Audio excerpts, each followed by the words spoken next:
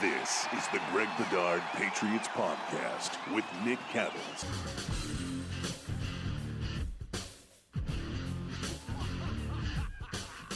Hey everybody, welcome into the Greg Bedard Patriots Podcast, brought to you by Athletic Greens, your one-stop shopping for 75 high-quality vitamins, minerals, whole food source ingredients, probiotics, and adaptogens to help you start your day right.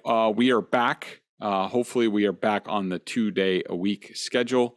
Hopefully Nick will be back Thursday. We got to figure things out. He's on the West Coast. I'm going to be in South Florida. I'm leaving Wednesday morning to go to South Florida to cover the Patriots, who continue to make things very easy on your sports journalists, especially those small independent outlets who maybe don't have the biggest travel budgets, but we will be there and we will bring you what you need to know. Let's start there with the Patriots on the trip down there. Big deal, not a big deal. Bart Scott called it a sign of desperation for the Patriots. Look, you guys know I shoot it to you straight. This trip does not come about very easily or on very short notice, even though, of course, the Patriots, we finally got the media schedule this afternoon and they're leaving today, which is just ridiculous. But look, this doesn't happen. This probably happened. The schedule comes out, in May? Probably right after that. Belichick wanted to do that. Thought it would be a good idea. So these decisions were made well in advance of any quote unquote struggles that they had during training camp. So I don't view this as a sign of desperation. To me, I think Belichick maybe learned some lessons last year with the new NFL calendar, which is basically, they go down there. The preseason ends, and it used to be like a week, 10 days before the first game. Now it's like over 2 weeks. It's ridiculous. I think the Patriots have 16 days between the end of the preseason and the start of the regular season. And they spend a lot of time at the facility, but, that gets old. That gets stale. That's probably the most that they've gone without having any sort of football activity, like a game, joint practice, in a long time. So I think it was more about, hey, let's stop looking at each other and being in the same routine. Let's get out of it. A little team bonding, get into the heat and humidity. I do not think that's a big deal. I don't think it's going to make any difference on Sunday. Not against a team that's lived in those conditions for several months. So it's a nice gesture. If the Patriots win or hang close, I'm sure a lot of people will make a big deal out of it. I don't think it's a big deal. It wouldn't be a big deal to me if they weren't going down there. Not a big deal to me. By the way, in a little bit, we are going to be having a conversation all about the Dolphins, everything you want to know, with Alain Poupart from Sports Illustrated. Covers them he's the publisher for All Dolphins at Sports Illustrated / The Maven. Alain, I've known for years. He predates me on the Dolphins beat. Great guy, Canadian, can't go wrong there. Love the guy and love his knowledge of the Dolphins, and he'll shoot you straight. He is not a fanboy. He, like I like to say, it's not our first rodeo covering teams, and he certainly covered different head coaches, quarterbacks, all the nonsense. So he'll be able to cut through and let you know what you need to know about the Dolphins. So that'll be coming up in a little bit. But first, one big thing that I wanted to hit on before we get into that. I've heard a lot of chatter, whether it's in the media or from fans, and, they're already explaining away this season by saying, oh, well, this is a bridge year. It's about next year. They're just trying to do X, Y, and Z. No, that's complete bullcrap. No, if you're hearing any of that talk, it's excuse making, because the Patriots, they've gone through the rebuild process. Okay. 2020 was the Cam Newton year. They were hamstrung with their salary cap. Even Bill Belichick talked about, we're going to take the hit on the salary cap this year because we did a lot of things for Tom Brady. We went for it. There's no questions. I'm not making excuses. That's a fact. That's what Bill said at the time. And so we're like, okay, fine, Bill, you can say this sounds like excuse making and a bunch of bull crap, but we'll believe you. Okay, fine. What do you know? He delivers on his promise. They come out the next year They spend $156 million in guaranteed money. They sign the best defensive player in the market, Matthew Judon, 2 receivers, 2 tight ends, which automatically went to, I think, second and third in tight end contracts at the time, $12.5 million a year each for first Jonnu Smith. He was the first signing, and then Hunter Henry. And, I think they brought back Trent Bound. There was a whole bunch of things that they did. Devon Godchow they signed. I mean, they signed a lot of people. And so they did that last offseason. And, we figured when you spend that amount of money, then they drafted Mac Jones. Also got Christian Barmore and Ramondre Stevenson in the draft. So you figure with all that, rookie quarterback, new people, no, we're not expecting the world to change overnight. That's not how football works. Okay, and 10-7, good season. Didn't like how it ended. A little bit of an aberration with their record, somewhat inflated by middle part of the schedule, and they didn't really beat anybody of substance during the year without a hurricane being involved or massive injuries for the Titans. But good for rookie quarterback, bunch of new guys in the system, 10-7 in the playoffs, progress. So you went from the reload year to progress. That last year was the bridge year, not this year. Now you expect to build on that. Everybody's back. All the free agents are now in the second year. You got another draft class to build off of. You have Mac Jones in his second year. There's no excuse for them to take a step back. They added Devontae Parker to the offense. The only person they lost on offense was Shaq Mason, replaced him with a first-round rookie. They picked him in the first round. They traded down. They could have drafted other people at other positions of need. They decided not to. They went with a guard. He's been in there since day one. The only subtractions they made on defense were older, slower players who are still on the street. For the most part, Kyle Van Noy is with the Chargers. But they wanted to get faster on defense. They think they did that. So why should we be expecting them to do anything but taking a step forward? No. A step back is no good. You can't explain it away and say, well, it's a bridge year to next year because they have the second most cap space right now at $50 million, which is a fact. You can't say that. You know why? Because there are other circumstances involved. Not only they should be building. Last year was the rebuild, the bridge year. This year you deliver, you take another step, maybe not in wins and losses, but you qualify for the postseason again. You probably win a game. If not, you're very competitive. That would be progress. That's what they should be doing next year. Then you're building off that. So no bridge year. We're in the build phase for the Patriots. And you can't really look to that cap money for a couple different reasons. Number one, they have a bunch of guys. I'm just trying to call it up right now. Who are going to be free agents next year. That if you let them go, you're hoping for a compensatory pick. So you're talking about guys who have played a lot of snaps. Devin McCourty, assume he retires or he's back. Jacoby Myers will be an unrestricted free agent. Isaiah Wynn, if you don't want him here, you want to let him walk, sign a big deal as a tackle to go start for somebody, now you get a third-round pick back. Jacoby Myers could get you a 4. Nelson Aguilar, free agent. Damian Harris, free agent. If you think he's a good running back, you let him go, you get a comp pick. I think they can max out at 3. So if you want to get anything for these guys, if you don't trade them this year, the problem with the compensatory pick formula is you can't sign anybody big. So you got to rely on street free agency or trades. But as far as signing free agents with that money, not if you want comp picks in the 2024 draft.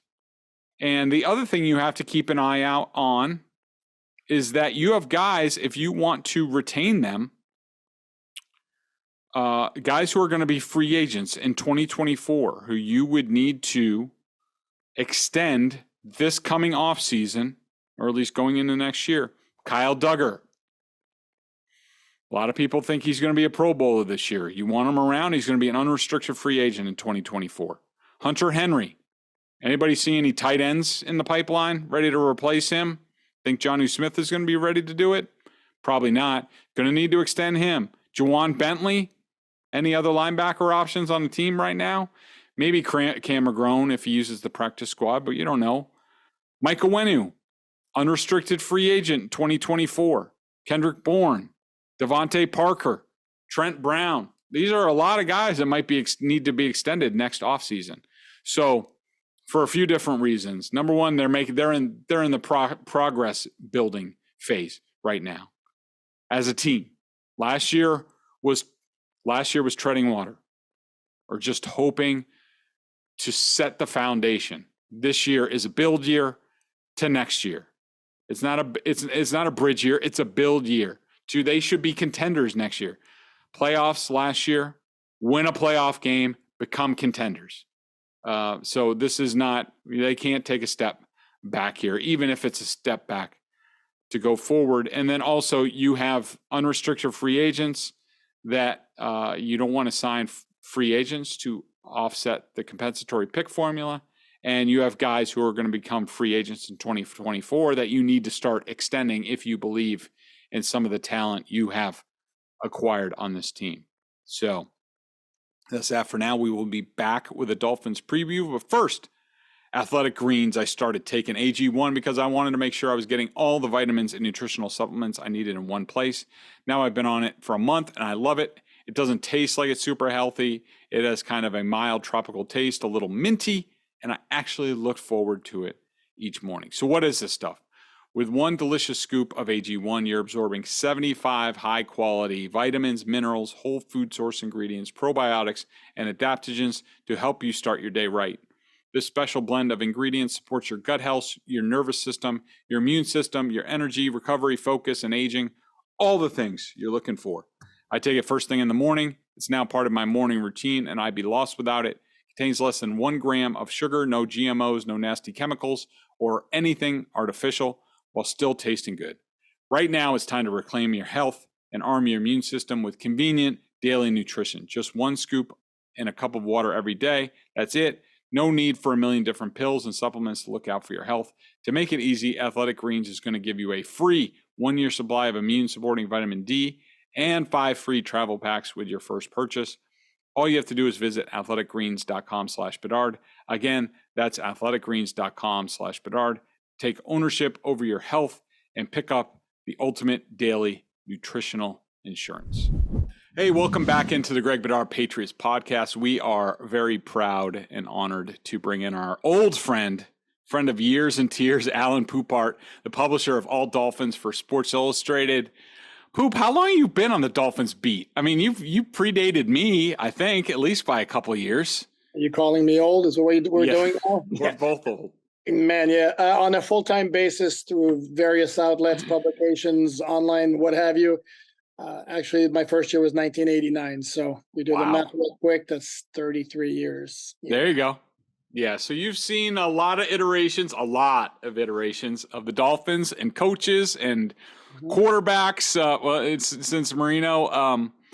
So let's start with the head coach. We know a little bit about Mike McDaniel, longtime ally of Kyle Shanahan, was with him for a long time. Smart guy, funny guy, quirky guy. Even sometimes listen to his press conference, he sounds like sort of the cool substitute teacher or science teacher that you would have in school. I guess the big question is, do you think he's up for the task in this game to start this season with this team, especially if things go haywire? Because we all know, if everything goes according to script, I'm sure they look really good and they win in a blowout. But we know it's not going to work that way, especially in the first game that he's ever coached, ever called plays for. Where do you assess where he is and the control that he has of this team? And do you think he has them ready to be ready for Sunday? Yeah, that's the big question, isn't it? Because now we're at the time of year where we haven't seen him in a regular season game. So now it's been preseason and it's been training camp where they're going against each other. And of course, the players, they all love him because he's kind of a nice guy, a mellow guy, much more friendly than his predecessor, who you in Boston know very well, Brian Flores. Mm-hmm. So everything is peaches and roses right now because, as you mentioned, there hasn't been any adversity. We just don't know how he's going to react when things go haywire, which they will at some point because that's just the way it is in the NFL. Having said all that, as you mentioned, yes, he's very smart. There is reason to think, and partly because the Kyle Shanahan scheme system has worked everywhere it's been, and Mike McDaniel has been his right-hand man for a long time, there is reason to think that it's going to work. And that's a big part of the optimism around here. And now it's funny because you look around the country and there is some skepticism. I mean, I look at power rankings and they're 18, 19, 20, that neighborhood. And you look at their roster, I think their roster is better than 18, 19, 20. Mm-hmm. We do have a question mark at quarterback, which is a different topic, which I'm sure is going to come up at some point here. Mm-hmm. But no, and the thing is, we're in the honeymoon phase right now. And I remember when Adam Gase came in from Denver in 2016. Remember, he was the orchestrator of that great Denver offense that set records in 2013. And everything was great, and actually even made the playoffs his first year. But then it came that maybe there was a reason why he was so successful in Denver, i.e. Peyton Manning. Mm-hmm. So the question mark is still there, but there is reason for hope. And again, among the fan base, there is a lot of confidence that, that they've hit on this guy big time.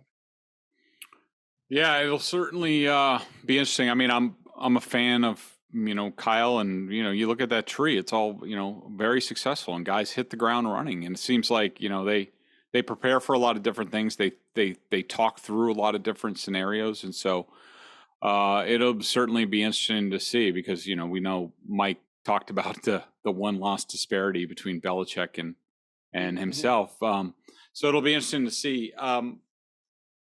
We might as well move on to Tua here. I was going to jump to the offensive line, but let's talk Tua.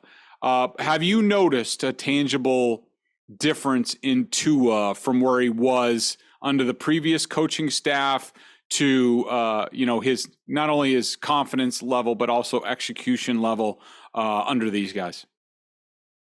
Yeah, this is the part where if you had a lot of different media members on this podcast here, they tell you, wow, he looks great. His arm strength is much better. He's executing much better. Me, I see the same guy in terms of mechanics, arm strength, and all that. And yeah, you see the highlights of the deep passes. Okay, there are deep passes where he has time to set his feet. That's never been an issue as far as I'm concerned. The issue with him and the arm strength is always if the pocket collapses, he's got a guy in his face, he can't set his feet. If he's got to throw on the run, if he's got to zip it into a tight window, either down the field or outside the numbers. That's the issue with the arm strength. The big difference in Tua this year is he's a lot more loosey-goosey. You also see maybe more confidence, like the little snippets that you've seen of him, taking shots at the media where he's saying, you see that pass to Tyreek? Well, look pretty much on the money to me. I'm not so sure he says that last year. Mm-hmm. And then part of that to me is playing under Mike McDaniel, who's a lot looser than Brian Flores, who, as you know, is a bit on the uptight side.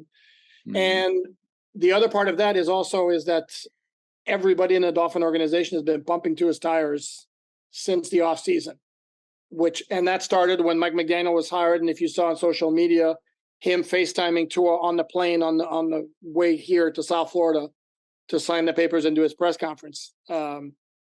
That's kind of unusual. I don't think I'd recall seeing that. And it's been like that. It hasn't stopped. Tyreek Hill, every chance he gets, he's more accurate than Patrick Mahomes. We can do it whatever we want with that. And then the last one was when they announced their team captains last week. And you've been covering the NFL for a long time, and you tell me if you've ever heard this. Mike McDaniel made it a point to say that Tua was by far the highest point getter in the vote for team captain. I personally had never heard a coach say that. So this has been, I don't want to say campaign, but it's pretty much what it's been, of like building up the guy's confidence setting into the season to see if that produces better results. Well, that, and fact is, he's got a lot better personnel around him. He's got a guy who I think is going to scheme him up, where you're going to see an awful lot of like quick rollouts, naked boots, where he goes outside And if he's got Tyreek Hill running 10 yards downfield across the middle, nobody's keeping up with him. It's a pretty easy throw. So, and then my final point on Tua is Jimmy Garoppolo topped 100 in passer rating under that system. Jared Goff with the Rams, which is a similar system, topped 100 in passer rating twice, not once, but twice. And I don't think anybody's ever accused either of those guys of being a great quarterback. So, yeah. A big part of, making a quarterback feel comfortable, and it's the same stuff for the Patriots, and Mac Jones, who was, jittery basically all summer behind this offensive line and kind of what they're doing.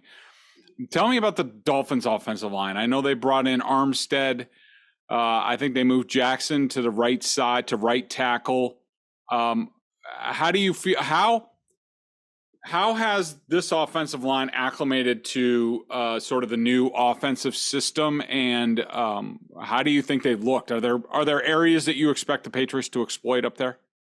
Well, again, I hate to be evasive and revert to that old line again, but that's another question that needs to be answered as we head into this regular season and we talk about the Dolphins and the expectations.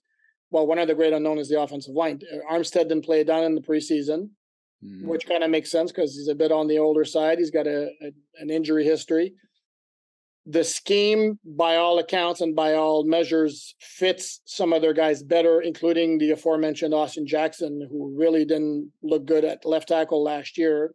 And then, in fact, the game you saw them up there at left tackle, there was one of only 2 or 3, I believe, starts him at left tackle before they decided this isn't working.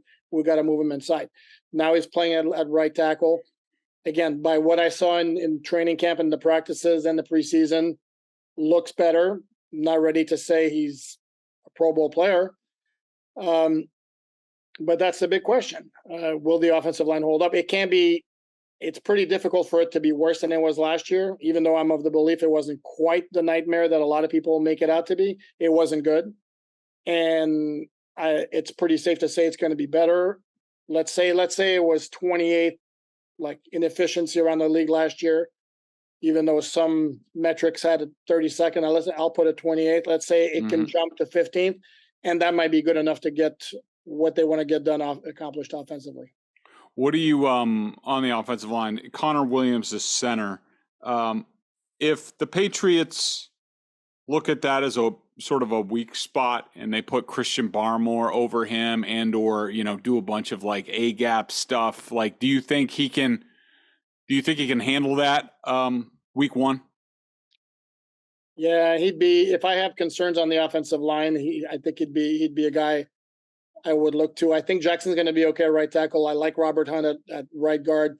Armstead's a very good player if he stays healthy. The two guys, if you're going to look at maybe the biggest question marks, are Liam Eichenberg, who last year they moved from right tackle to right to left guard to right to left tackle, and now he's playing left guard. He to me would be a bit of a question mark, and then Connor Williams too. There was an issue early on in camp with the shotgun snaps. I mean, he did be 1 or 2 every practice where it wasn't necessarily complete over the head of the QB.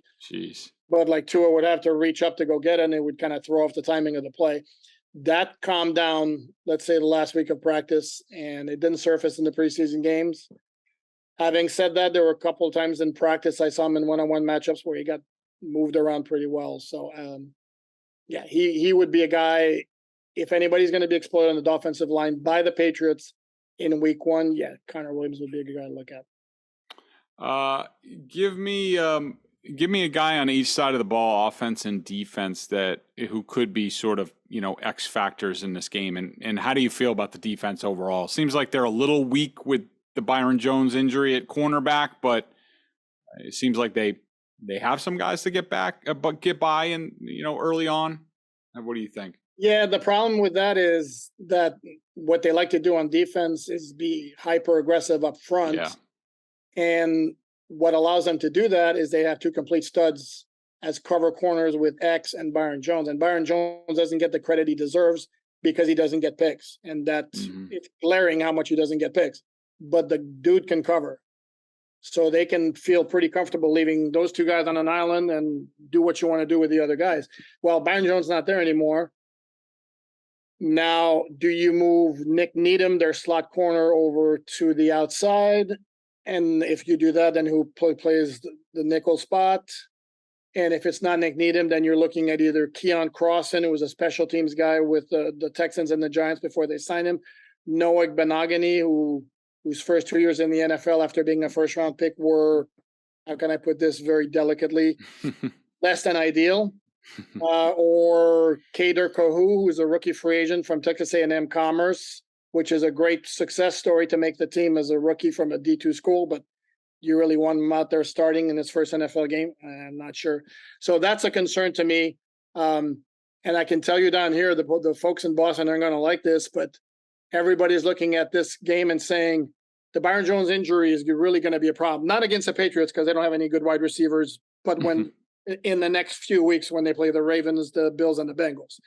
So I have concerns with the defense. The other part about the defense that would concern me heading into the season, and I don't know if concern is the right word, but that leaves me less than 100% sold that they're going to duplicate what they did last year is I'm pretty sure Brian Flores' fingerprints were all over that defense the last 2 years. So they did retain Josh Boyer as defensive coordinator. But is he going to be able to throw in the same wrinkles, work the same magic, the same play calls that Brian Flores did? I need to see it. So that's my concern with the defense. Going back to your original question, an X factor on both parts, both sides. I think the X factor on offense just might be like Chase Edmonds, I think, is a guy who maybe is overlooked a little bit because there's so much attention on Tyreek Hill. But the dude looked great in training camp. Again, still only training camp. But this is a team that has had no running game for like 3 years, and he looks the part. And on defense, I don't know. I don't know if you can call him a next factor. I think Javon Holland's going to be an absolute star at safety. And he was good as a rookie last year, and he just looks like he's got it. Oh, amazing. All right, last thing we'll wrap up. You have a game pick yet for the game, or how you feeling? No, I don't. But since you're my buddy, I'm gonna. Here's what I think about this game. Is this like? By the way, it's the first time since 2013 the Dolphins are favored against the Patriots, which is kind of mind-boggling in itself. And yet, I'm like, based on everything I heard coming out of New England this summer about how dysfunctional the offense, especially the line, looks, and the expectations for this offense, the fact that the line is only 3 or 3.5, it might have jumped up to, is kind of mind-boggling to me. It's almost got me smelling a rat here. What do the odds makers know that I don't? Because it seems to me all logic says the Dolphins should win and win handily. They always play the Patriots well here to begin with. Yep. And the last 2 times they played here, they rushed for 250 yards in 2020. They rushed for 195 last year. And this was with a bad running game. So what's it going to be this year? 350? I don't know. So all logic says that the Dolphins should win this game. That's my pick. And fairly comfortably. Yeah. I mean, I think I haven't made my game pick yet, but I mean, I anything football wise that I've seen this summer and I've seen gone on, I mean, it just tells you that the Dolphins should win this game and they should win handily. But I think Mike McDaniel and Josh Boyer being new people, this sort of, with Boyer, like you said, I think Flores was kind of pulling all the strings. How does Oz look, without the guy behind the curtain? That's the only reason why I'm not picking the Dolphins to win going away in this game. But, we'll have to see how it goes. And you had the factor of it's week 1. And a lot of times what you've seen in the preseason doesn't mean anything. And week 1 arrives and all of a sudden it's like, where was that team in the summer, Yeah.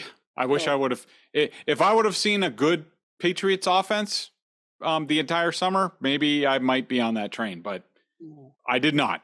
It was bad from start to finish. This was something I've never seen before. So we'll see. Either a bunch of Patriots fans are going to be laughing at me come Monday, or I'll have the last laugh. We'll have to see.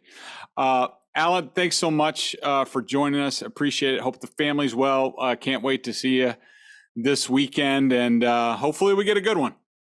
Yeah, that would be nice. Always a pleasure chatting, Greg. So in conclusion here, just to wrap up, I just wanted to go over real quickly, a couple of things. I went over 5 lingering questions with the Patriots. I'll be doing more as we advance through game week. So just to touch on things, a couple, and I'll leave some of them for our members over at BSJ. $39.99. Get over there, get involved. This is the time. You get a whole season's worth of me, off season, video analysis, all the good stuff. You know where to hear it first. It's at BSJ. Just like, who told you about the offensive struggles this summer before anybody else? I did. So get over there. If you want to be ahead of the game, you want to be able to have one up on your Patriot fans, friends to say like why things aren't working correctly. And I just heard from somebody the other day. I was at the BC Rutgers tailgate, and he's like, and one of my guys from Wayland said, Greg, I love it. I just go on there. My guys say this, and I say, nope, Bedard said this. And guess what? I'm right. So you can do the same thing if you get over to BSJ now. A couple of things. How will the offensive mechanisms work now that the regular season is here? I think it's going to be pretty much what we've seen so far to start. I think that Matt Patricia is going to call the plays. I think that it's going to be a collaborative thing between Belichick, Joe Judge, and Matt Patricia. One of the big areas where I worry about them is sudden change in terms of change of possession. It's fine when the defense is going to be on the field for about 5-10 minutes where Matt Patricia can take his time, go over the changes that Bill Belichick wants to make, and then go over to the offensive line. But what happens if in the middle of these changes, these alterations to the offense, there's a turnover and now they need to get back on the field? Have they changed the protection or what they're struggling with up front? They have enough time to do that? I'll be interested to see if Billy Yates is on the sideline or not. He didn't come down to the second half of the games. We'll see. And one of the other questions, what will the Patriots' offensive identity be to start the season? I'm going to leave that unanswered. Where's the team most likely to add before the trade deadline? Head over to BSJ for that. And what's the position group that is most worrisome? But I'm going to give you which defensive player is the team most counting on in their plans for the season? Christian Barmore, no question. Talking to people behind the scenes on the team, they are expecting him to do a lot of big things. I expect him, I don't know if it's to start, but he's going to play more snaps this year. I think that they are going to try, between him and Matthew Judon, everything they do up front, they are going to try to get those guys one-on-one blocks. They're going to have to double one of them, and the other guy's going to be one-on-one. I think this is a great test, Miami, to see how that works this weekend, because in the Dolphins, you have Austin Jackson at right tackle, little iffy. Connor Williams at center, little iffy. You put Barmore and Judon over those two guys, I think you can do some things, and I think they're going to need to with the secondary. Then they're going to need to generate a lot of pressure, and if this defense is going to work.